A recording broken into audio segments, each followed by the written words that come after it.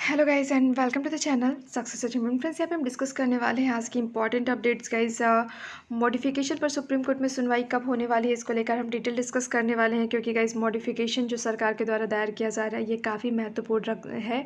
ये काफ़ी महत्व रखता है गाइस, क्योंकि यहाँ पे स्टूडेंट जो कि 69 शिक्षक भर्ती के अंतर्गत चयन सूची में जिनका नाम आ चुका है वो काफ़ी स्ट्रेस में है, क्योंकि काउंसलिंग चल रही थी, बहुत जल्द ज्वाइनिंग लेटर मिलने वाला था। और उसके साथ ही जिस तरफ एक तरफ यहाँ पे 3 तारीख को काउंसलिंग हो रही है और उधर स्टे लगा दिया गया, जो कि बिल्कुल से लॉजिक नहीं था उसमें गाइस, फिर भी ऐसा हुआ और उसी को लेकर सुप्रीम कोर्ट में भी स्थितियाँ असामान्य देखने को मिली हैं। और मॉडिफिकेशन काफ़ी ज़्यादा इंपॉर्टेंस रखता है और सरकार कब इसको लेकर यहाँ पे सुनवाई देखने को आपको मिलने वाली है, इस मॉडिफिकेशन जो कि सरकार के द्वारा दायर किया गया है उसके बारे में हम डिटेल डिस्कस करेंगे। और साथ ही साथ गाइस यहाँ पे 69 शिक्षक भर्ती के अंतर्गत महिला आरक्षण का मुद्दा भी सामने आ रहा है और इसको लेकर भी कोर्ट जा चुके हैं अभ्यर्थी। और एनओसी मुद्दे की बात करें गाइस तो एनओसी का मुद्दा अब डबल बेंच में जा चुका है और बीटीसी वरीयता और बीएड को बाहर करने को लेकर सुप्रीम कोर्ट में अभ्यर्थी पहुंच चुके हैं। गाइस, यहाँ पे ये सीधे से चीज़ें समझ में आ रही है कि भर्ती प्रक्रिया को एक तरह से अभी और उलझाने का प्रयास किया जा रहा है, क्योंकि जिस तरह से याचिकाओं की श्रृंखला बढ़ती जा रही है ये काफ़ी क्रिटिकलिटी पैदा कर रही है। ये स्टूडेंट्स के लिए काफ़ी घातक सिद्ध हो रहा है कि उनके स्ट्रेस का लेवल बढ़ता जा रहा है। चयन सुनिश्चित होने के बाद भी उनके लिए काफ़ी स्ट्रेस बना हुआ है। गाइज़, यहाँ पे बात किया जाए कि 69 शिक्षक भर्ती के अंतर्गत जो धांधली हुई थी उसको लेकर एसटीएफ लगातार यहाँ पे लोगों को पकड़ रही है और काफ़ी ज़्यादा लोग सामने आ रहे हैं। और गाइज़, यहाँ पे चंद्रमा यादव की बात करें उनको लेकर भी हम डिस्कस करेंगे।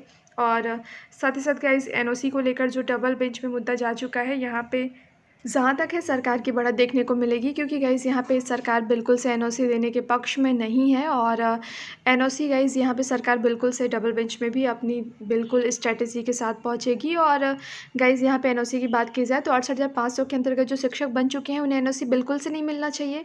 इसलिए नहीं मिलना चाहिए गाइज़ क्योंकि वो यहाँ पे पहले से जॉब में है और वैसे सेम पे ग्रेड की जॉब में है। टीचर की वैकेंसी वो भी थी वही प्राइमरी लेवल और ये भी वैसे ही, और नेचर भी सेम है जॉब का और पे ग्रेड भी सेम है। तो इस तरह से एनओसी लेकर आपको 69 शिक्षक भर्ती में बिल्कुल से नहीं आना चाहिए, क्योंकि यहाँ पे काफ़ी ऐसे अभ्यर्थी हैं जिनके गुणांक कम होने की वजह से अगर यहाँ पे 68,500 के अभ्यर्थी आते हैं तो उनका चयन सुनिश्चित नहीं होगा।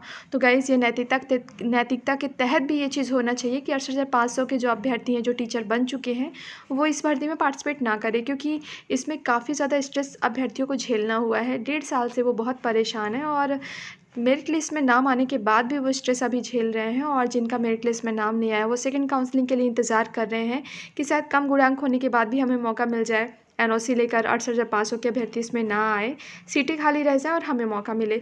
तो गाइज़, इसके तहत एनओसी जो है बिल्कुल से नैतिकता के तहत भी नहीं लेना चाहिए अभ्यर्थियों को जिनका पहले से जॉब है 68,500 में।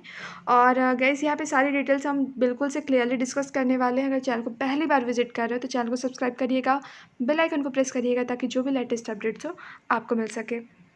गाइज़, यहाँ पे 69 शिक्षक भर्ती के अंतर्गत बात करें तो बीटीसी और बीएड का मुद्दा फिर से उठाया गया है। जिस तरह से बीटीसी का मुद्दा का मुद्दा है, वरीयता उनको देने की बात है और बीएड को बाहर करने की बात है। इसको लेकर बार बार ये मुद्दा आपके सिंगल बेंच में हाई कोर्ट के अंतर्गत उठाया गया, फिर डबल बेंच में ये याचिका खारिज भी की गई। और साथ ही साथ गाइज़ ये भी देखने को मिला कि जब यहाँ पे कट ऑफ मुद्दे पर हियरिंग चल रही थी तो यहाँ पे उपेंद्र नाथ मिश्रा हो चाहे एलपी मिश्रा हो, इन लोगों ने या फिर कहें शिक्षा मित्रों की तरफ से जितने भी वकील थे उन्होंने ये डिटैग होने के बाद भी ये मुद्दा, बीएड का मुद्दा डिटैग होने के बाद भी उन्होंने जजेस के सामने डबल बेंच में बार बार उठाने की कोशिश की गई। हालांकि जजेस ने मना भी किया कि एनसीटीई के द्वारा संशोधन के बाद ये चीज़ें आई हैं और स्टेट लेवल पे भी संशोधन किया गया है, फिर भी ये नहीं माना गया और इसे बार बार उठाया गया।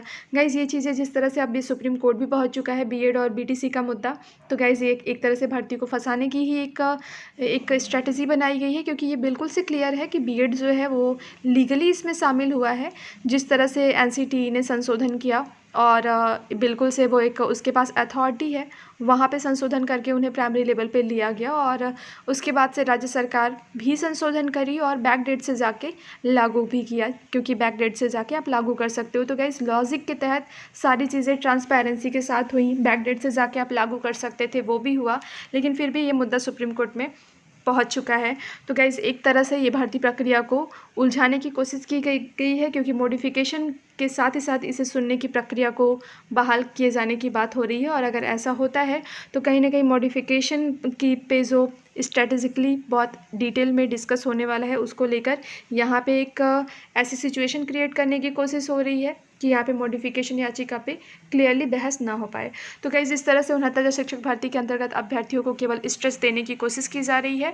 और यहाँ पे बीटीसी और बीएड का मुद्दा फिर से उठाया गया है। बीटीसी वरीयता और बीएड को बाहर करने को लेकर ये सुप्रीम कोर्ट में सुनवाई होने वाली है। सो गाइस यहाँ पे हम डिटेल डिस्कस करेंगे इन चीज़ों को लेकर कि यहाँ पे स्थितियाँ क्या बनती हुई नज़र आ रही हैं।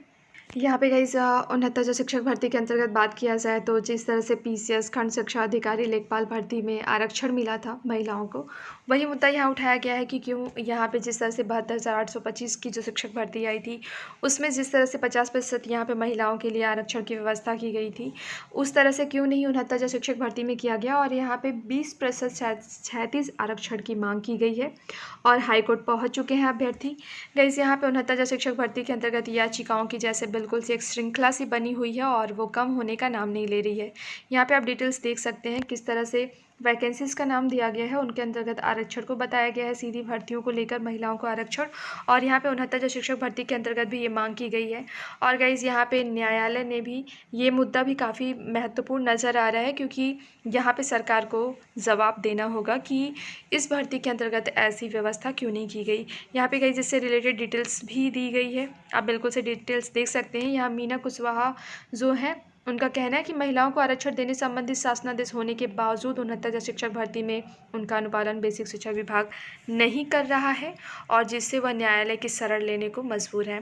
यहाँ पे गोंडा के दुर्गेश प्रताप सिंह का कहना है कि वर्ष 2011 में विज्ञापित 72,825 प्रशिक्षु शिक्षक भर्ती और उससे पूर्व की विशिष्ट बीटीसी शिक्षक भर्ती प्रक्रिया में 50% पद विभिन्न श्रेणी की महिलाओं के लिए यहाँ पे आरक्षित किया गया था। और ऐसे ही गाइज यहाँ पे डिटेल्स भी दी गई हैं आगे। तो इन सब मुद्दे के तहत यहाँ पे ये बात कही गई है कि महिला आरक्षण का प्रावधान 69 शिक्षक भर्ती में होना चाहिए था और क्यों नहीं किया गया, इसको लेकर सरकार को जवाब देना होगा। गाइज यहाँ पे काफ़ी ज़्यादा क्रिटिकलिटीज़ देखने को मिल रही है 69 शिक्षक भर्ती में।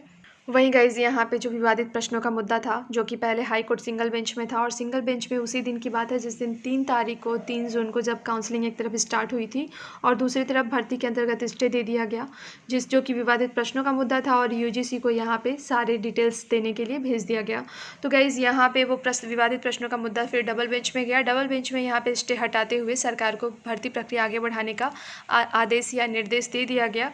उसके बाद से यहाँ पे शिक्षा मित्र जो है वो सुप्रीम कोर्ट पहुँचे हैं। गाइज यहाँ पे सुप्रीम कोर्ट कोई भी यहाँ पे लूप होल्स नहीं छोड़ना चाह रहे हैं, वो हर एक चीज़ को लेकर सीधे सुप्रीम कोर्ट हाई कोर्ट पहुंच रहे हैं और यहाँ पे ये विवादित प्रश्नों को लेकर वो यहाँ पे सुप्रीम कोर्ट पहुंचे हुए हैं। गलत प्रश्न मामले में शिक्षा मित्रों ने फिर सुप्रीम कोर्ट में याचिका दायर की है। शिक्षा मित्रों ने इलाहाबाद हाई कोर्ट की लखनऊ बेंच के फैसले को चुनौती दी है। गाइस ये डबल बेंच का फैसला जो है उसकी बात हो रही है। हाई कोर्ट की लखनऊ बेंच में 69,000 शिक्षा मित्रों की भर्ती प्रक्रिया को जारी रखने का आदेश दिया था। गौरतलब है कि गलत प्रश्नों के मामले में सिंगल बेंच ने सरकार को जाँच करने के लिए कहा था और भर्ती पर रोक लगा दी थी। इसके बाद उत्तर प्रदेश सरकार हाई कोर्ट की खंडपीठ में गई और इस बेंच ने सिंगल बेंच के आदेश को रोककर भर्ती प्रक्रिया दोबारा शुरू करने का आदेश दे दिया। इस आदेश को शिक्षा मित्रों ने चुनौती दी है। तो गाइज इस तरह से सुप्रीम कोर्ट में कई याचिकाएं अब लग चुकी हैं 69,000 शिक्षक भर्ती को लेकर और गाइज यहाँ पे काफ़ी अहम रहने वाला है आगे की सुनवाइयाँ। और गाइज एक तरफ 69,000 शिक्षक भर्ती के अंतर्गत याचिकाओं की श्रृंखला चल रही है और दूसरी तरफ गाइज इसमें जांच चल रही है। और अभी चंद्रमा यादव करके एक शख्स हैं जो कि अभी यहाँ पे एसटीएफ की पकड़ से बिल्कुल से बाहर हैं और यहाँ पे शिक्षक भर्ती फर्जीवाड़ा में मोस्ट वांटेड चंद्रमा यादव यहाँ पे दिया हुआ है इनकी फ़ोटो। और गाइज़ यहाँ पे डिटेल्स दी हुई हैं इससे रिलेटेड।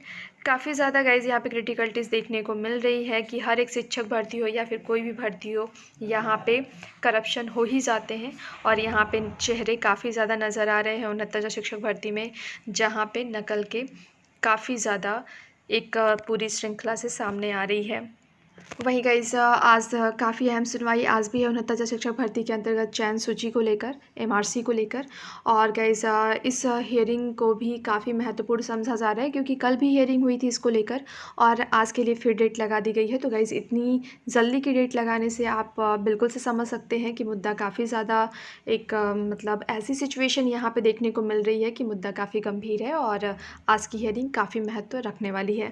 तो गाइस जो भी अपडेट्स होंगी इस डिटेल से रिलेटेड आपको बिल्कुल प्रोवाइड की जाएंगी कि एमआरसी के मुद्दे पर। और यहाँ पे जो चयन सूची है उसको लेकर सरकार से जो जवाब तलब किया गया है, सरकार यहाँ पे क्या डिटेल्स रखती है, ये काफ़ी अहम रहने वाला है। और गाइस मॉडिफिकेशन याचिका की बात करें सुप्रीम कोर्ट के अंतर्गत, तो यहाँ पे अभ्यर्थियों को बहुत ही ज़्यादा इंतज़ार है कि यहाँ पे सरकार जल्दी से अपनी हियरिंग जो है वो सुप्रीम कोर्ट में कंप्लीट कराए और यहाँ पे जो काउंसलिंग है वो प्रक्रिया कंप्लीट की जाए और साथ ही साथ यहाँ पे लोगों को ज्वाइनिंग लेटर दिया जाए जो कि चयन सूची में आ चुके हैं। तो गाइज़ यहाँ पे मॉडिफिकेशन याचिका की बात की जाए सुप्रीम कोर्ट के अंतर्गत, तो ये सुनवाई की डेट जहाँ तक संभावना बन रही है कि 19 तारीख को।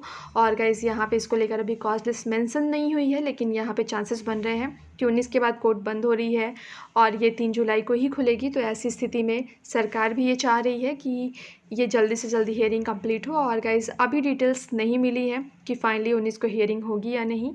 और इसके साथ ही साथ सुप्रीम कोर्ट में काफ़ी याचिकाएं हैं, तो गाइज़ जो भी डिटेल्स होंगी आपको प्रोवाइड की जाएंगी। हालांकि मॉडिफिकेशन याचिका का सभी को इंतज़ार है। और साथ ही साथ गाइज़ आज की जो हाई कोर्ट के अंतर्गत हियरिंग है जो एमआरसी को लेकर है, उसके बारे में जो भी डिटेल्स होंगी गाइज़ आपको प्रोवाइड की जाएंगी। गाइज़ वीडियो को लाइक करिएगा, शेयर करिएगा, चैनल को सब्सक्राइब करिएगा और बेल आइकन को प्रेस करिएगा ताकि जो भी लेटेस्ट अपडेट्स हो आपको मिल सके।